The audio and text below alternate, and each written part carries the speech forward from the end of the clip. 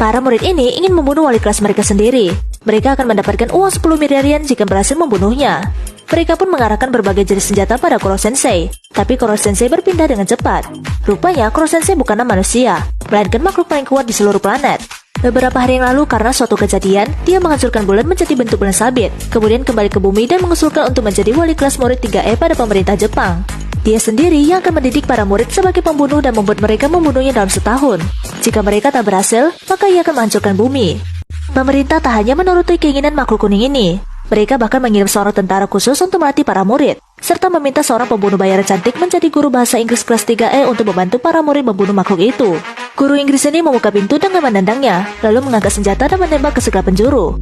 Tak hanya itu, dia juga menyimbangkan kain putih dan memperlihatkan senapan mesinnya.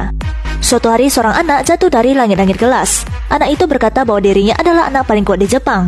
Tentakel dari kepalanya kemudian memotong tentakel kuning milik Koro Sensei. Katanya, Itona adalah anak paling kuat di Jepang. Hari pertama ia sudah merusak genting sekolah. Bahkan murid terkuat di kelas Karma tak bisa berbuat apa-apa. Tujuannya adalah membunuh wali kelasnya dan menjadi makhluk terkuat di seluruh planet. Dengan sekali gerakan, Itona mampu memotong tentakelnya Koro Sensei. Koro Sensei pun marah sampai wajahnya menjadi hitam dan berkerut mengerikan. Tentakel tajam dari kepala Itona pun menyerangnya tanpa ampun. Koro Sensei hanya bisa kabur. Dia yang kelelahan hanya bisa terus menangkis dan menghindar. Kecepatannya berkurang banyak dan dia akhirnya jatuh ke lantai. Itona segera memotong tentakel Koro Sensei lagi. Ternyata setiap kali Koro Sensei mengganti kulit, kecepatannya akan berkurang sebanyak 50%. Ketika Itona bersiap melancarkan serangan terakhir, dia tak sengaja menendang sebuah pisau karet. Ternyata dia juga memiliki kelemahan serupa dengan Koro Sensei. Koro Sensei mengambil kesempatan membungkus Itona dan melemparnya keluar jendela sejauh 108.000 km. Agar para murid bisa membunuhnya lebih cepat, Koro Sensei pun mengatur para murid untuk tinggal dan belajar di sekolah. Dia menggunakan kecepatannya untuk mengajar bergantian. Kemampuan para murid semakin lama semakin meningkat. Bahkan hubungan Koro Sensei dengan muridnya menjadi sangat dekat.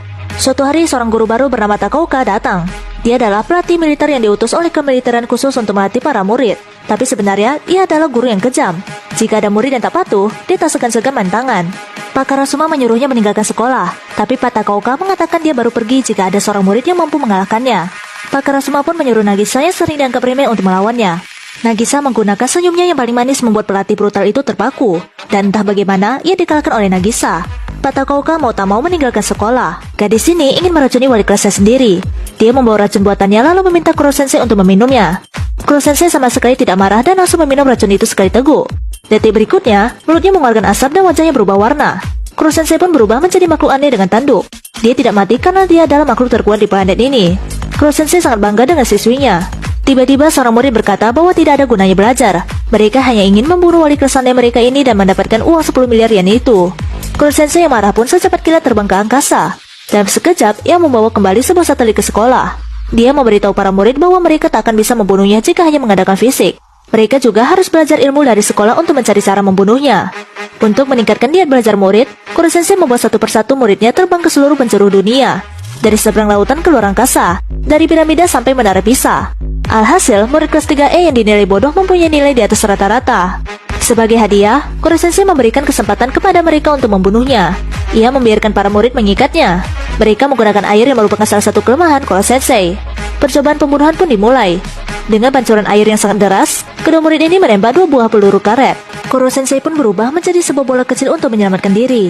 Para murid merasa sedikit kesal. Tapi detik berikutnya, satu persatu murid jatuh ke tanah. Pada saat itu juga sebuah mobil jeep datang. Ternyata Pak Takaoka datang dengan 2 preman. Dia menaruh sesuatu dalam makanan para murid sebab mereka mengusirnya dari sekolah. Dia ingin Koro Sensei menyerahkan diri dengan ganti obat penawar. Tiba-tiba sebuah tentakel melempar Pak Karasuma ke udara. Tentakel itu berasal dari Itona. Rupanya Itona bekerja sama dengan Pak Takaoka untuk balas dendam. Pada saat kritis, Nagisa dan Karma pergi sambil membawa Koro Sensei. Mereka memanjat sebuah menara listrik. Itona pun menyusul. Dia terus menyerang dan hampir membuat Karma jatuh. Ketika mereka hampir kalah, langit tiba-tiba mendung dan hujan lebat. Ternyata Itona juga takut dengan air. Di sisi lain, siswi yang jago meramu racun berhasil menciptakan penawar. Akhirnya Pak Takaoka dan kedua premannya mendapatkan hukuman. Film ini dilanjutkan dengan movie kedua.